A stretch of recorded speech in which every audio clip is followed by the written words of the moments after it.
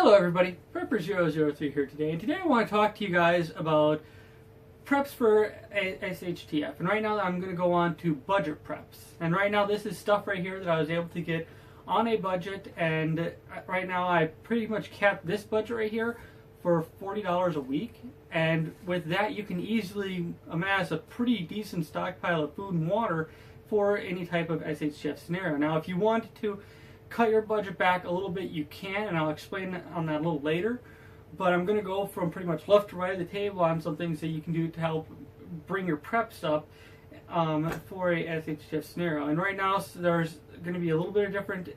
This is going to kind of depend on what your family eats and what you eat for your food stockpile, because something that I might eat, you might be completely aghast to. For example, ravioli, some people might not eat it because it does contain GMOs, and I do understand that. I do have like the organic peas here to kind of even that out a little bit. I do have organic preps in my organic food in my preps, but it's kind of hard to try to keep your preps completely on organic level unless you're spending quite an amount of money, and it's not easy to do it, especially if you're not growing your own garden and everything like that. To keep your preps completely organic on a very low budget. Now, if you do have a way of doing that, please feel free to share it down in the comments below for the other people that are just starting out. That's pretty much what this video is supposed to be, is for people that are just looking to try to get started, but try to have a constrained budget, and we don't always have the thousands and thousands of dollars to spend right at hand and buy like Wise Food Company, food buckets and everything else. We have to pretty much stick with what we can get readily at the grocery store. So right now what I do think is very valuable to get is bottled water, and I know some of you are going to be kind of adherent to that. I know some people say all you need is a couple of good water filters and the local river down by your bugger location. That's all you'll need. Just sometimes that might not be completely filtratable because of certain type of situations. Now I'm not sure on all the type of water filters that there are out there. I know that I have the Sawyer and everything else, but I'm not sure how well that's going to filter out volcanic ash and stuff like that. If Yellowstone was to blow, or if, for example, an SHTF scenario happens and people aren't able to keep up the maintenance at the local nuclear plants that are in the areas that you might live near, and all of a sudden now the entire area is contaminated, similar to Chernobyl or the Fukushima plant over in Japan. So, but having readily bottled water, and it also having bottled water readily available at your location, means you don't have to constantly travel and add extra risk to yourself, having to leave your location, go get the water, and then come back. Sure, only going 500 yards to the, or whatever distance it is from your house to the river to get that water, but what happens in the winter when that water is frozen over and you have to break through the ice to get to that? That's just more effort that you're having to put in, and more calories you're having to burn to move back and forth to get to that stuff and to get to that water and bring it back to you, and then to filtrate it if you don't have a small portable filter to filter it already. So just one thing that I would suggest is to have some really good bottled water stockpiled. Right now I try to get around 2 cases like this right here every week. If I don't have the budget for it, I'll at least try to get 1 just to stock up a bit. Now I'm going to move on to the food. And one more thing, if you do want to, you can get like powdered additives that you can get, like if you wanted to get like the Gatorade stuff to mix with that, just to make it a little bit more bearable if you have somebody in your family or in your group that just has a very distaste to drinking pure water. I know after a while they're going to have to drink it, but it might be something to have to just kind of move that edge off and slowly glide into the realization that this is going to be a long-term situation, depending on what type of situation that it is. Now on to the food preps. Now I have right here, like I said earlier, just some ravioli.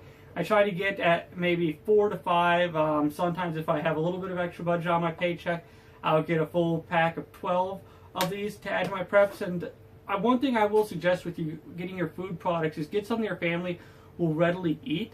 So don't just stock up on a whole bunch of beans and stuff like that if your family never eats beans, because one of the things is you're going to want to try to do, even though that stuff has a long shelf life, even stuff like canned food, you can eat it perfectly fine well past its expiration date you're just going to not get a lot of the nutrients that originally was inside of it. But one thing that you're going to want to do is you're going to want to keep recycling this out. And what I do is I'll number the top or the bottom, put it on the back of the shelf for the latest date one, and then put the one that I bought the longest time ago up front. So whenever I extinguish that in my pantry that I have for my family, I'll go to my prepping pantry. I'll move that, put it back in the everyday pantry, and pretty much move it like that. And then just keep recycling that out to where I have a steady supply of my preps going with the everyday food that I do with my preps. And now I'm going to go on to some things right here like Spam. And the Spam right here, I just have to have the supplemental meat. That way you're not always getting meat out of one thing or another, and you can mix this up to where that way you can kind of add a little bit of variety, because I know that sometimes just eating one thing after another can kind of get onto the mind a little bit and can really bug the stomach. So, like, you can cook some Spam, mix it in with some rice and some beans and something like that, and just kind of have yourself some little prepper rice package there. I'm not sure what you would call that, but I just kind of mix stuff in, and if it tastes good, it tastes good. Don't really argue with it.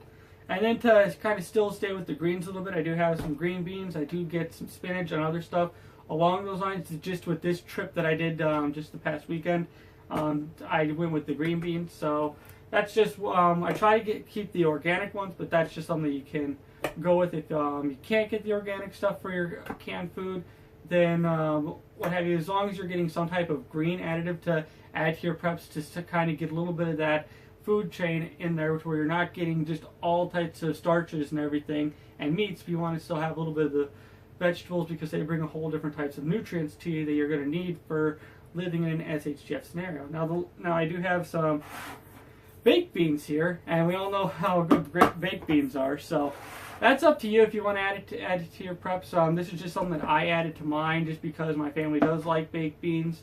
So, and that is something that you can mix with some of the larger food items we have, that like rice here, that makes it a bit easier to eat, but also still adds a little bit more nutrients to you as well. And now I got some rice here. Now, there's a thing that I do with the rice that is a little different, is I'll get a couple of bags like this right here, and then I'll go to get my vacuum sealer and vacuum seal it with just a Sensen packet here to pretty much help kill the air inside of it. And I'm pretty sure I pronounced that right. But the little packets that you can get that'll help draw the air that is left inside there after you vacuum seal it completely out of the package and give it pretty much a vacuum seal. Then I'll just label it on the month and the year, and then I'll, just like I do with the cans, I recycle that out whenever we have rice. So just one thing that I do is I get the brown rice. I know it doesn't have such an extremely long shelf life as the white rice does, but that again goes in with the recycling of the food. And one thing I will cut back to quickly is the cans. If you can, try to get the cans with the easy pull removable tab, just because it's a little bit quicker and you might not always have a can opener on hand. I know as preppers we should have quite a handful of can openers, but just in case you don't just in case you can, try to get the removable tab one, just because you might not always have that can opener on hand, especially if you have to bug out quickly. You might forget to grab the can opener. Just remember Murphy's Law. If shit can happen, it's going to happen. So just like I said, I just wanted to kind of cut it. All this right here was just a hair over $35 with tax.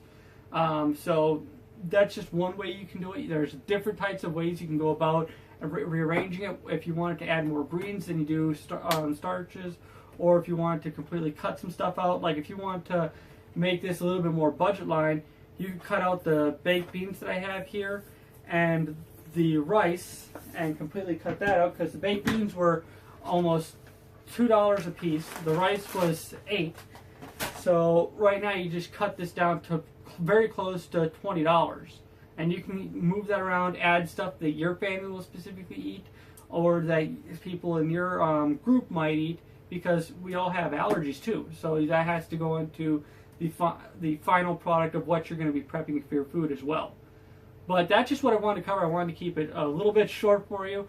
But right now I just wanted to kind of give you guys a general idea on what you can do with $40 a month and how that can amass to a larger stockpile of food and water in the long run. Because right here, this is a lot of water for a couple people for just 1 week.